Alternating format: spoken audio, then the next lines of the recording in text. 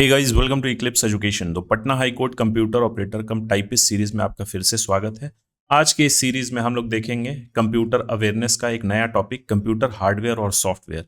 तो हार्डवेयर और सॉफ्टवेयर से जो भी सवाल हो सकते हैं, जो भी अभी तक एग्जाम में पूछे जा चुके हैं, उन सभी को हम लोग डिस्कस करेंगे। आप लोग वीडियो के एंड तक बने रहिएगा। हम लोग सिर्फ क्वेश्चंस नहीं देखते हैं, बल्कि उससे रिलेटेड फैक्ट्स को भी कवर करते हैं, जिससे आपकी तैयारी एक बेहतर तरीके से हो जाएगी। चलिए वीडियो को स्टार्ट करते हैं। मेरा नाम है अभिषेक, इक्लिप्स एजुकेशन में आपका स्वागत है। कंप्यूटर हार्डवेयर एंड सॉफ्टवेयर का सबसे पहला क्वेश्चन, कंप्यूटर का कौन सा घटक मुख्य रूप से निर्देशों को निष्पादित करता है? यानी कि कंप्यूटर का ऐसा कौन सा कंपोनेंट है जो इंस्ट्रक्शन को एग्जीक्यूट करता है? हम लोग जो इंस्ट्रक्शन कंप्यूटर को देते हैं, उसको एग्जीक्यूट परफॉर्म करने का कार्य कंप्यूटर का कौन सा ऐसा घटक करता है? रैम, सीपीयू, हार्ड डिस्क या फिर मदरबोर्ड? इसका राइट आंसर होगा ऑप्शन बी, सीपीयू। सीपीयू का फुल फॉर्म होता है सेंट्रल प्रोसेसिंग यूनिट। तो सीपीयू से रिलेटेड बहुत सारे क्वेश्चंस बनते हैं और अलग अलग टर्मिनोलॉजी इस्तेमाल किया जाता है। सीपीयू को मेनली कंप्यूटर का मस्तिष्क कहा जाता है, और जो भी कंप्यूटर में प्रोग्राम रहते हैं, सॉफ्टवेयर रहते हैं, उनको एग्जीक्यूट सीपीयू ही करता है। हमने कंप्यूटर आर्किटेक्चर में देखा था सीपीयू के अंतर्गत क्या क्या होता है। एक होता है आपका सीयू, जिसको बोलते हैं कंट्रोल यूनिट, और दूसरा होता है आपका एएलयू यानी अर्थमेटिकल लॉजिकल यूनिट। तो ये अर्थमेटिकल लॉजिक यूनिट क्या करता है? जो भी कैलकुलेशन दिए गए हैं, चाहे वो मैथमेटिकल हो गया या फिर लॉजिकल हो गया, उन सब पे यह क्रिया करता है। लेकिन यह क्रिया किसकी देखरेख में होता है? कंप्यूटर में जो भी टास्क परफॉर्म होते हैं, वो सब कुछ कंट्रोल यूनिट की देखरेख में होते हैं, और इन सभी को मिला के हम लोग संयुक्त रूप से सीपीयू बोलते हैं। ये सब सीपीयू के ही पार्ट होते हैं, इंटरनल पार्ट। दूसरा क्वेश्चन देखते हैं, कौन सा मेमोरी नॉन वोलेटाइल है? यानी कि एक मेमोरी की फीचर होती है वोलेटाइल और नॉन वोलेटाइल। यहाँ सवाल पूछा जा रहा है कि ऐसी कौन सी इन चारों में से मेमोरी है जो नॉन वोलेटाइल इन नेचर है? रैम, कैश मेमोरी, रोम या फिर रजिस्टर? इसका आंसर होगा ऑप्शन सी, रोम। इसका फुल फॉर्म होता है रीड ओनली मेमोरी। देखिए, नॉन वोलेटाइल कहने का मतलब, किसी मेमोरी के बारे में अगर बोला जा रहा है कि वह वोलेटाइल है या नॉन वोलेटाइल, तो यहाँ पहले हम लोग नॉन वोलेटाइल का मतलब समझ लेते हैं। ऐसी मेमोरी जिसमें जो भी डेटा रखा हुआ है, वह डेटा लॉस नहीं होता है। जैसे सपोज करिए, मदरबोर्ड पे आपका प्राइमरी मेमोरी में रोम भी लगा हुआ है और रैम भी लगा हुआ है। ये दोनों प्राइमरी मेमोरी है, लेकिन रैम जो है वह वोलेटाइल इन नेचर होता है। वही रोम की अगर हम लोग बात करें तो वह नॉन वोलेटाइल होता है। मतलब इसमें जो भी प्रोग्राम्स लोड हुए हुए हैं, अगर आप काम कर रहे हैं और आपका कंप्यूटर अचानक से ऑफ हो जाता है, या फिर आप मैनुअली रूप से इसको ऑफ करते हैं, इसके अंतर्गत जो भी प्रोग्राम लोड किया गया है वह डिलीट नहीं होगा, वह खत्म नहीं होगा। लेकिन रैम में क्या है, यह परमानेंट तो है लेकिन टेम्पोररी मेमोरी है। इसमें जो भी हमने प्रोग्राम या फिर जो भी इंस्ट्रक्शंस इसमें एग्जीक्यूट हो रहे हैं, ये बस उसी वक्त तक रहते हैं जब तक हम उस पर काम कर रहे हैं। अगर उस समय आपका कंप्यूटर ऑफ हो जाता है या फिर आप उस प्रोग्राम को बंद कर देते हैं, तो इस रैम से वह डेटा हट जाता है। इसको हम लोग बोलते हैं वोलेटाइल यानी अस्थायी मेमोरी। लेकिन ये रोम है, वो नॉन वोलेटाइल है, यानी वह स्थायी मेमोरी है। क्वेश्चन नंबर 3 देखते हैं, निम्नलिखित में से कौन सा सेकेंडरी मेमोरी का उदाहरण है? मेमोरी दो प्रकार का होता है, एक प्राइमरी और दूसरा सेकेंडरी। प्राइमरी मेमोरी ऐसी मेमोरी होती है जिसको कंप्यूटर सबसे पहले यूज करता है, उसके बाद ही सेकेंडरी मेमोरी को यूज करता है। तो इन चारों में से कौन सा सेकेंडरी मेमोरी का उदाहरण है? इसका आंसर होगा ऑप्शन सी, एसएसडी। एसएसडी का फुल फॉर्म होता है सॉलिड स्टेट ड्राइव। देखिए, ये हार्ड डिस्क की जगह इस्तेमाल किया जाता है। हार्ड डिस्क का पुराना टेक्नोलॉजी हो गया, ये एसएसडी उसका अपग्रेडेड वर्जन है। साइज में छोटा होता है, लेकिन हार्ड डिस्क से बहुत ही ज्यादा ये फास्ट होता है। अगर आपका कंप्यूटर पुराना कंप्यूटर है, लैपटॉप है, स्लो परफॉर्म कर रहा है, तो आप एसएसडी उसमें अपग्रेड कर लीजिए। देखिए, आपका सिस्टम परफॉर्मेंस थोड़ा सा इंक्रीज हो जाएगा। अब बहुत ज्यादा उसमें प्रोसेसर पे भी तो आपका डिपेंड करता है और रैम पे भी, लेकिन एसएसडी आप लगा लेते हैं तो ये उसका परफॉर्मेंस बेटर हो जाएगा। तो एसएसडी एक तरीके का स्टोरेज डिवाइस है, और ये परमानेंट डेटा स्टोरेज इसमें होता है। परमानेंट कहने का मतलब कि इसमें जो डेटा हम स्टोर कर देते हैं, जब तक हम उसको डिलीट नहीं करते हैं, वो डिलीट नहीं होने वाला है। उसी नेचर को हम लोग बोलते हैं परमानेंट डेटा स्टोरेज। अगला क्वेश्चन है क्वेश्चन नंबर 4, डिजिटल सिग्नल को एनालॉग सिग्नल में बदलने के लिए कौन सा उपकरण प्रयोग होता है? यानी कि कौन सा ऐसा डिवाइस है जो डिजिटल सिग्नल को एनालॉग सिग्नल में कन्वर्ट करता है? मॉडेम, स्कैनर, प्रिंटर या फिर प्लॉटर? इसका आंसर होगा ऑप्शन ए, मॉडेम। मॉडेम का फुल फॉर्म होता है मॉड्यूलेटर, डीमॉड्यूलेटर। देखिए, ये एनालॉग टू डिजिटल और डिजिटल टू एनालॉग का काम क्या है, ये अभी हमें नहीं समझ में आ रहा है। जैसे पुराने जमाने में, आज से 20 साल पहले जब हम लोग इंटरनेट यूज करते थे, उसके लिए कोई हमारा वाईफाई या फिर जियो फाइबर ऐसा कनेक्शन नहीं आया था, ऑप्टिकल फाइबर वगैरह नहीं था। उस समय हमारे घर में जो टेलीफोन लाइंस रहते थे, उसी के माध्यम से हम लोग इंटरनेट कनेक्ट करते थे। तो टेलीफोन लाइन जो है वह काम करता है एनालॉग सिग्नल पे, लेकिन कंप्यूटर सिर्फ एक ही भाषा समझता है, वो डिजिटल सिग्नल को। तो भैया इंटरनेट को यूज करने के लिए हमें इंटरनेट तक डिजिटल सिग्नल पहुंचाना होगा। इस टेलीफोन लाइन में तो आपका एनालॉग सिग्नल चल रहा है, वो एनालॉग मतलब कुछ इस प्रकार का सिग्नल, और डिजिटल सिग्नल कुछ इस प्रकार का होता है। तो यहाँ पे हमें एक डिवाइस लगाना होता था जिसको हम लोग बोलते थे मॉडेम। देखिए ये जो टेलीफोन का तार है, ये टेलीफोन का तार हमने इसमें कनेक्ट कर दिया है, इस एनालॉग सिग्नल यहाँ पे गया, यह एनालॉग सिग्नल इस मॉडेम में गया, यह कन्वर्ट हो गया डिजिटल सिग्नल में, और यहाँ से यह तार जो है निकल के आपका फिर कंप्यूटर में आता था। यह आपका डिजिटल सिग्नल होता था कुछ इस प्रकार का। कंप्यूटर उस चीज़ को समझा, यहाँ पे इंटरनेट कनेक्टिविटी आ गई, अब ये डेटा फिर भेज रहा है दूसरे जगह, तो ये तो भेजेगा आपका डिजिटल सिग्नल में ही। इस तरीके का डिजिटल सिग्नल है, यह मॉडेम के पास गया, मॉडेम से या फिर टेलीफोन लाइन के माध्यम से ट्रैवल करेगा डेटा। तो टेलीफोन लाइन में तो आपका एनालॉग सिग्नल्स होते हैं, तो फिर से ये डिजिटल सिग्नल को एनालॉग में कन्वर्ट करता था और फिर उसके बाद वो ट्रांसमिट करता था। तो मॉडेम का काम दोनों तरीके का होता था, एनालॉग टू डिजिटल और digital to analog. Question number 5 देखते हैं, ऑपरेटिंग सिस्टम किसके बीच सेतु का कार्य करता है। सेतु कहने का मतलब देखिए सेतु क्यों बनाया जाता है। अगर सपोज करिए बीच में नदी है और इस तरफ एक शहर है और इस तरफ एक शहर है, तो हम लोग क्या करते हैं, दोनों को कनेक्ट करने के लिए एक ब्रिज बनाते हैं। तो इधर के लोग इस ब्रिज का इस्तेमाल करके इस तरफ जा सकते हैं और इधर के लोग इस ब्रिज का इस्तेमाल करके इधर आ सकते हैं। ये दोनों सिटी को क्या कर रहा, कनेक्ट कर रहा। अगर ये ब्रिज नहीं रहता तब देखिए इधर के लोग को इधर आने में कितनी परेशानी होती, उनको नदी क्रॉस करना पड़ता, काफ़ी परेशानी होती। लेकिन हमने पुल बना दिया, तो ठीक उसी तरीके से ऑपरेटिंग सिस्टम भी एक पुल का ही कार्य करता है। किन दोनों के बीच में, क्या प्रिंटर और स्कैनर के बीच में, यूजर और हार्डवेयर के बीच में, यानी कि जो कंप्यूटर को यूज कर रहा और उसके हार्डवेयर के बीच में ये एक ब्रिज के रूप में कार्य करता है। इंटरनेट और सीपीयू और मॉनिटर और कीबोर्ड। इसका आंसर होगा option B, user and hardware. Last lecture में मैंने इमेज के जरिए बहुत अच्छे तरीके से समझाया था कि यहाँ पे यूजर है, वह कंप्यूटर यूज कर रहा है, कंप्यूटर के जो भी आपके कंपोनेंट्स हैं जैसे मदरबोर्ड हो गया, रैम हो गया, रोम या फिर प्रोसेसर हो गया, आप हाई एंड प्रोसेसर लगा रहे हैं, उसको आप यूज कैसे कर पाइएगा। डायरेक्टली तो आप उस रैम में डेटा स्टोर नहीं कर पाइएगा, उसके लिए एक प्रोग्राम होता है, जैसे यहाँ पे कंप्यूटर हार्डवेयर है, उसके लिए एक प्रोग्राम होता है जिसको सिस्टम सॉफ्टवेयर बोलते हैं, और उसका सबसे बेस्ट उदाहरण होता है ऑपरेटिंग सिस्टम। जैसे कंप्यूटर के संदर्भ में अगर हम लोग बात करें तो विंडोज हो गया, लाइनेक्स हो गया, यूनिक्स हो गया। अगर हम लोग मोबाइल की बात करें तो एंड्रॉयड हो गया, आईओएस हो गया। ये सब क्या है, ये यूजर और हार्डवेयर के बीच में एक इंटरफेस, एक ब्रिज के रूप में कार्य कर रहा है। अगला क्वेश्चन है, सिस्टम को बनाए रखने और सुरक्षित रखने वाले सॉफ्टवेयर को क्या कहते हैं। ऐसा कौन सा सॉफ्टवेयर है जो कंप्यूटर सिस्टम को मेंटेन करने के लिए और उसको प्रोटेक्ट करने के लिए इस्तेमाल किया जाता है। Application software, utility software, game software या फिर प्रेजेंटेशन सॉफ्टवेयर। इसका आंसर होगा ऑप्शन बी, यूटिलिटी सॉफ्टवेयर। देखिए यूटिलिटी सॉफ्टवेयर क्या होता है, बेसिकली कंप्यूटर के मेंटेनेंस के लिए आप अगर कंप्यूटर में प्रोग्राम इंस्टॉल कर रखें तो उसको आप वायरस से बचाइएगा, अलग अलग तरीकों जो भी परेशानी होती है उन सब चीज़ों से बचाइएगा, उसके रैम को आप क्लियर करने के लिए कुछ प्रोग्राम को आप इंस्टॉल करिएगा, तो वो सब चीज़ होता है आपका यूटिलिटी सॉफ्टवेयर। इसके बहुत सारे उदाहरण हैं, जैसे एंटीवायरस हो गया या फिर आपका विनजिप। विनजिप क्या होता है, बड़े फाइल को छोटे फाइल में कंप्रेस करने के लिए। ये सब यूटिलिटी सॉफ्टवेयर है। एप्लीकेशन सॉफ्टवेयर हो गया कोई स्पेसिफिक कार्य करने के लिए, जैसे मुझे प्रेजेंटेशन बनाना है तो मैं पावर पॉइंट का इस्तेमाल करूंगा, यानी एमएस ऑफिस पैकेज का इस्तेमाल करूंगा।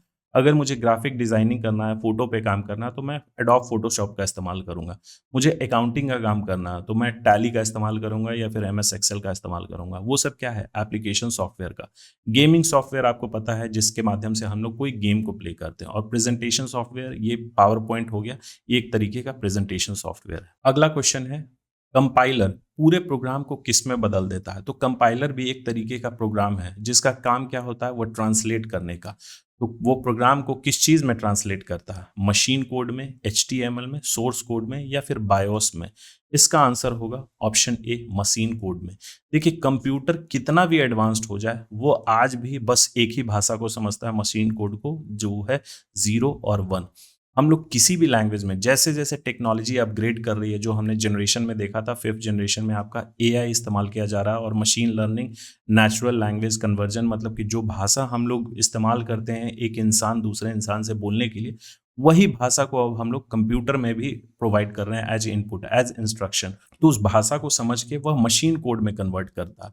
जो भी प्रोग्राम लिखे जाते हैं उस प्रोग्राम को, हाई लेवल लैंग्वेज को, वो क्या करता है, इस मशीन कोड में कन्वर्ट करता है। तो कंपाइलर क्या करता है, पूरे प्रोग्राम को एक बार में स्कैन करके उसको कन्वर्ट कर देता है। एक दूसरा कंसेप्ट होता है इंटरप्रेटर।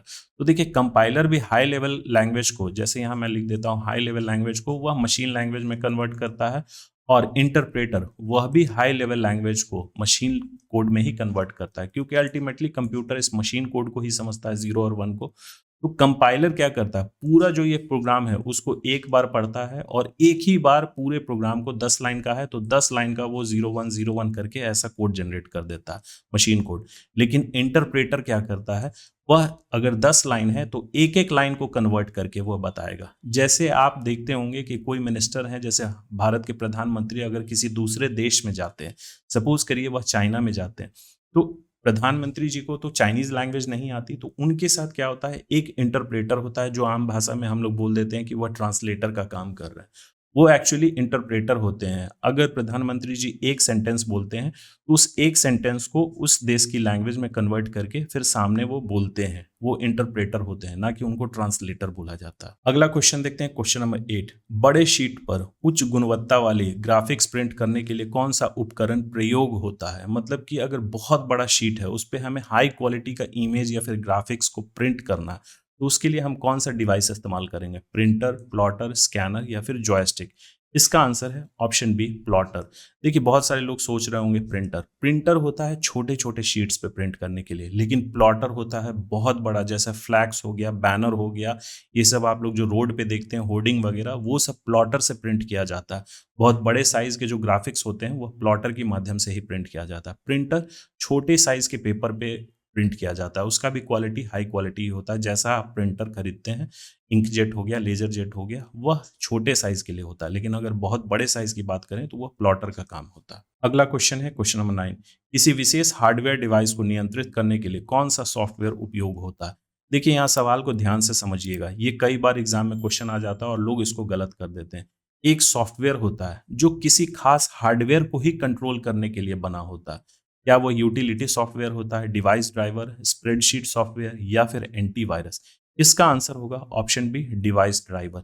देखिए अगर आप कोई भी नया हार्डवेयर आप अपने कंप्यूटर में लगाते हैं, जैसे सपोज करिए आप यूएसबी माउस लगाते हैं या यूएसबी कीबोर्ड, तो वो क्या करता है, उसके लिए आपको सॉफ्टवेयर इंस्टॉल करने की जरूरत पड़ती है। अब तो खैर यूएसबी माउस और यूएसबी कीबोर्ड के लिए सॉफ्टवेयर नहीं, वो ऑटोमेटिकली ऑपरेटिंग सिस्टम में ही प्रोग्राम रहता है। लेकिन सपोज करिए अभी आप एक नया प्रिंटर खरीद के लाते हैं, तो प्रिंटर आप डिवाइस कनेक्ट करिएगा आप अपने कंप्यूटर में, तो वो क्या करेगा, उसको पहचान लेगा, कंप्यूटर ये पहचान लेगा कि अच्छा ठीक है यह एक प्रिंटर अटैच हुआ है यूएसबी के माध्यम से, तो उसको पहचान लेगा। लेकिन इस प्रिंटर के फंक्शंस को, कि वह कलर आप कैसे सेट कर सकते हैं, पेपर का साइज आप कैसे सेट कर सकते हैं, ये सब चीज करने के लिए आपको एक इसका सॉफ्टवेयर इंस्टॉल करना होगा, जो इसके ऑनलाइन के माध्यम से भी, इसके ऑफिशियल वेबसाइट से भी आप डाउनलोड कर सकते हैं। और इसके साथ एक सीडी दिया हुआ रहता है। हालांकि अब सीडी नहीं दिया जाता, क्योंकि सभी को पता है ये सीडी ड्राइव अब लोग सीपीयू में नहीं लगवाते हैं, उसके लिए एडिशनल चार्ज लगता है। नए नए लैपटॉप्स भी आ रहे हैं, उसमें भी सीडी ड्राइव जो होता है उसको नहीं दिया जाता, तो इसीलिए ये सॉफ्टवेयर आप इसके ऑफिशियल वेबसाइट से डाउनलोड कर सकते हैं और उसको आपको इंस्टॉल करना होता है। जैसे यहाँ उदाहरण के माध्यम से समझिए, आपने एक प्रिंटर खरीदा जो कैनन कंपनी का है, तो आपने अभी उस पर डिवाइस ड्राइवर अपने कंप्यूटर पे इंस्टॉल नहीं किया, तो आपका कंप्यूटर ये तो पहचान लेगा कि ये एक प्रिंटर है, एक इंकजेट प्रिंटर है, ये भी पहचान लेगा, लेकिन ये नहीं पहचान पाएगा कि वह कैनन का है या फिर वो एचपी का है। तो ये करने के लिए आपको वो सॉफ्टवेयर इंस्टॉल करना होगा, जिसको हम लोग डिवाइस ड्राइवर बोलते हैं। तो कैनन का कौन सा मॉडल का प्रिंटर है, वह डिवाइस ड्राइवर आप उस मॉडल का डाउनलोड करिएगा और सारा फीचर्स आपका इनेबल हो जाएगा। उसके बाद आपको इस पे इंस्टॉल करना होगा और सारा फीचर्स आप अटैच हो जाएंगे आपके सॉफ्टवेयर के साथ, और एक एक फीचर आप इस्तेमाल कर सकते हैं। क्वेश्चन नंबर 10 देखते हैं। अगर सेशन में मजा आ रहा हो तो लाइक बटन दबा दें और अपने दोस्तों के साथ शेयर करना ना भूलें। सीपीयू के अंदर यानी सेंट्रल प्रोसेसिंग के अंदर सबसे छोटी और सबसे तेज मेमोरी इकाई को क्या कहते हैं। तो मेमोरी का साइज होता है और उसका कुछ एफिशिएंसी भी होता है, क्या कितना फास्ट है वो। तो यहाँ एक ऐसी मेमोरी के बारे में पूछा जा रहा है कि जो सबसे छोटी होती है सीपीयू के अंदर, यानी उस पूरे सीपीयू कैबिनेट के अंदर की बात नहीं हो रही है, उस प्रोसेसर, इस प्रोसेसर को ही हम लोग ऑफिशियल लैंग्वेज में सीपीयू बोलते हैं। इसके अंदर ही वो मेमोरी होती है और वह सबसे तेज होती है। वह कौन सी मेमोरी है, रजिस्टर, रोम, एचडीडी यानी हार्ड डिस्क ड्राइव या फिर फ्लैश मेमोरी। इसका आंसर होगा ऑप्शन ए, रजिस्टर। रजिस्टर सबसे छोटी मेमोरी होती है लेकिन सबसे फास्टेस्ट मेमोरी होती है। इसके बाद आता है आपका कैश मेमोरी। रोम ये प्राइमरी मेमोरी है लेकिन ये सीपीयू के अंदर नहीं होती, ये भी फास्ट होती है लेकिन रजिस्टर के कंपैरिजन में फास्ट नहीं होती। इसको हमें रजिस्टर या फिर कैश मेमोरी को अलग से एक डिवाइस के रूप में लगाने की जरूरत नहीं होती, वह इस प्रोसेसर चिप के अंतर्गत ही इंस्टॉल्ड रहता है। हार्ड डिस्क ड्राइव इसको बोलते हैं एसडीडी को, तो ये सेकेंडरी मेमोरी, और फ्लैश मेमोरी भी आपका एक सेकेंडरी मेमोरी ही। क्वेश्चन नंबर 11 देखते हैं, मदरबोर्ड का मुख्य कार्य क्या है। मदरबोर्ड एक तरीके का सर्किट होता है जो हमारे सीपीयू कैबिनेट के अंतर्गत रहता है। उसका कार्य क्या है, लंबे समय का डेटा को स्टोर करना, घटकों को जोड़ना और उनका समन्वय करना, डॉक्यूमेंट्स को प्रिंट करना या फिर साउंड को प्रोड्यूस करना। इन चारों ऑप्शन में से ऑप्शन बी सही होगा। जो कंपोनेंट्स होते हैं कंप्यूटर सिस्टम में उनको कनेक्ट करता है और ये कोऑर्डिनेट करता है, मतलब उनके बीच में समन्वय क्रिएट करता है। कैसे, तो ये देखिए एक मदरबोर्ड का इमेज है। ये बहुत ही पुराना सिस्टम का, अभी तो बहुत सारे लेटेस्ट आपके आ रहे हैं, उस पर हीट सिंक वगैरह लगा हुआ रहता है, अलग अलग ब्रांड नेम्स के साथ आते हैं। तो देखिए ये इसमें अलग अलग आपके जगह दिए गए हैं। जैसे ये आपका सीपीयू कैबिनेट में पीछे देखते हैं जहाँ पे आपका मॉनिटर कनेक्ट करने का रहता है, यूएसबी प्रिंटर ये सब कनेक्ट करने का रहता है, ये स्पीकर कनेक्ट करने का रहा। ये इंटरनल जो बोर्ड है इस पे हमें कुछ चीज कनेक्ट करना होता है। जैसे रोम है, ये होता है रोम, ये पहले से ही इस पे इनबिल्ट रहता है, रोम को हमें अलग से लगाने की जरूरत नहीं होती। मेन कंपोनेंट होता है ये, यहीं पे आपका प्रोसेसर या फिर जिसको हम लोग सीपीयू बोलते हैं वो यहीं पे लगाया जाता है। तो अलग अलग ब्रांड नेम्स के प्रोसेसर आते हैं, इंटेल हो गया, एएमडी राइजन हो गया। तो अभी आपको मोस्टली एएमडी राइजन के देखने को मिलेंगे क्योंकि गेमिंग का अभी डिमांड बहुत ज़्यादा बढ़ रहा है, तो एएमडी राइजन ही लोग इस्तेमाल करते हैं। हालांकि इंटेल सबसे बेस्ट होता है, अब वो मैटर ऑफ पर्सनल चॉइस है। उसके बाद ये जो स्पेस है यहाँ पे आप रैम स्टिक लगाते हैं। रैम आपने स्टिक देखा होगा कुछ इस प्रकार का होता है, ग्रीन कलर का। हालांकि ग्रीन कलर का पहले आता था, बहुत ही ट्रेडिशनल होता था, अब तो अलग अलग आरजीबी लाइट्स में आते हैं, तो वो आप यहाँ पे लगाते हैं। ये 2 स्लॉट का है, कई बार 4 स्लॉट का भी आपको मिलेगा, डुअल चैनल जिसको बोलते हैं। फिर यहाँ पे ये सब जो स्लॉट्स हैं, यहाँ पे आप साउंड कार्ड लगा सकते हैं, ग्राफिक्स कार्ड लगा सकते हैं, अलग अलग स्लॉट दिए हुए रहते हैं आपको कंपोनेंट्स लगाने के लिए। और बाकी ये सब जो हो गए ये पावर केबल कनेक्ट करने के लिए। एसएमपीएस एक डिवाइस होता है, उसके जरिए पावर आता है, तो इन सब पोर्ट्स में आपका लगाया जाता है, तभी जाके इस मदरबोर्ड में लाइन आता है और ये सारे कंपोनेंट्स को एक साथ ये जोड़ता है। और अलग अलग आपके रजिस्टर और कैपेसिटर लगे हुए होते हैं इन सब चीज को कंट्रोल करने के लिए। क्वेश्चन नंबर 12 देखते हैं, निम्न में से कौन सा डेटा स्थायी रूप से संग्रहित करता है लेकिन वह रैम से धीमा होता है। मतलब कि इन चारों ऑप्शन में से कौन सा ऐसा डिवाइस है जो डेटा को परमानेंटली तो स्टोर करता है लेकिन वह रैम से स्लो होता है। Cache memory, register, hard disk या फिर सीपीयू। इसका आंसर होगा ऑप्शन सी, हार्ड डिस्क। तो देखिए हार्ड डिस्क हो या फिर एसएसडी हो, दोनों सेकेंडरी मेमोरी का ही उदाहरण है, और ये कैश मेमोरी, रजिस्टर ये सब प्राइमरी मेमोरी का उदाहरण है। सीपीयू ये मेन कंपोनेंट हो गया, इसी के अंतर्गत आपका कैश और रजिस्टर्स होते हैं। लेकिन हार्ड डिस्क जो होता है ये डेटा को परमानेंटली स्टोर करता है स्थायी रूप से, लेकिन ये रैम से स्लो नहीं बल्कि बहुत ही स्लो होता है क्योंकि ये सेकेंडरी मेमोरी है। अगला क्वेश्चन देखते हैं, क्वेश्चन नंबर 13, बूटिंग। एक शब्द इस्तेमाल किया जाता है कई बार कि आपका कंप्यूटर बूट नहीं कर रहा है, हो सकता है बूट सेक्शन में कुछ प्रॉब्लम हो। उसका अर्थ बेसिकली क्या होता है, डिस्क को फॉर्मेट करना, ऑपरेटिंग सिस्टम को लोड करना, फाइलें हटाना या फिर दस्तावेज प्रिंट करना।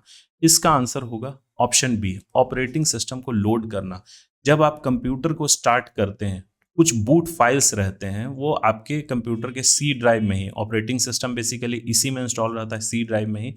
अगर बूट फाइल्स किसी कारणवश करप्ट हो जाते हैं या डिलीट हो जाते हैं तो आपका कंप्यूटर स्टार्ट ही नहीं हो पाएगा। आप जैसे कंप्यूटर को स्टार्ट करिएगा आपका एक ब्लैक स्क्रीन आ जाएगा और वहां पे देगा बूट एरर, ये एरर मैसेज दे देगा। या फिर आप ऐसे भी करके देख सकते हैं, आप अपने कंप्यूटर में क्या करिए, पेन ड्राइव लगाइए, यूएसबी स्लॉट में पेन ड्राइव लगाइए और आप बूट मेन्यू को चेंज कर दीजिए। जैसे कि कंप्यूटर बाय डिफॉल्ट बूट करता है तो वो हार्ड डिस्क से बूट करता है, आप उसको चेंज करके पेन ड्राइव पे ले आइए, सेकेंडरी स्टोरेज पे ले आइए या फिर फ्लैश मेमोरी पे। वो देखिए वो फ्लैश मेमोरी से कंप्यूटर स्टार्ट करने की कोशिश करेगा लेकिन उसमें बूट फाइल्स रहेगा ही नहीं, तो सीधे एरर दे देगा, boot error, can not load Windows, ऐसा करके कुछ मैसेज आपको प्रॉम्प्ट कर देगा। अब आप क्या करिए, इस पेन ड्राइव में आप सिर्फ बूट फाइल्स, बहुत बड़ा साइज नहीं होता, वो बूट फाइल्स 5-6 तरीके का होता है, उसको आप कहीं से डाउनलोड करके आप इसमें बस पेस्ट कर दीजिए और अगली बार आप इसको क्या करिए, इसके जरिए बूट कराने की कोशिश करिए, आपका कंप्यूटर बूट कर जाएगा। ये बूटिंग प्रोसेस जो है ये क्या करता है, कंप्यूटर में आपके ऑपरेटिंग सिस्टम को लोड कराता है, क्योंकि आपका ऑपरेटिंग सिस्टम हार्ड डिस्क में यानी सेकेंडरी स्टोरेज में वो स्टोर्ड रहता है। उसको छोटे छोटे उसके जो फ्रेगमेंट्स होते हैं वह धीरे धीरे करके वह रैम में भेजते जाता है और आपका कंप्यूटर स्टार्ट होता है। जैसे सपोज करिए, इसका आप उदाहरण देख लीजिएगा, एसएसडी और हार्ड डिस्क में। हार्ड डिस्क आपका लगा हुआ है, कंप्यूटर स्टार्ट होने में हो सकता है 5 मिनट लगे। आप वही चीज इसको एसएसडी से रिप्लेस कर दीजिए, उसके बाद आप देखिए आपका कंप्यूटर 30 सेकेंड्स में स्टार्ट हो जाएगा। एसएसडी इतना फास्ट होता है क्योंकि उसकी बूटिंग कैपेसिटी बहुत ही ज्यादा होती है। अगला क्वेश्चन देखते हैं, क्वेश्चन नंबर 14। वर्चुअल मेमोरी क्या होता है? वर्चुअल को हम लोग हिंदी में बोलते हैं आभास। तो आभास मेमोरी क्या होती है? ये रैम का ग्राफिक्स के लिए एक भाग होता है, डिस्क स्पेस को अतिरिक्त मेमोरी की तरह उपयोग करने का एक तकनीक होता है, या फिर रोम का एक प्रकार होता है, या फिर हार्डवेयर का रजिस्टर होता है।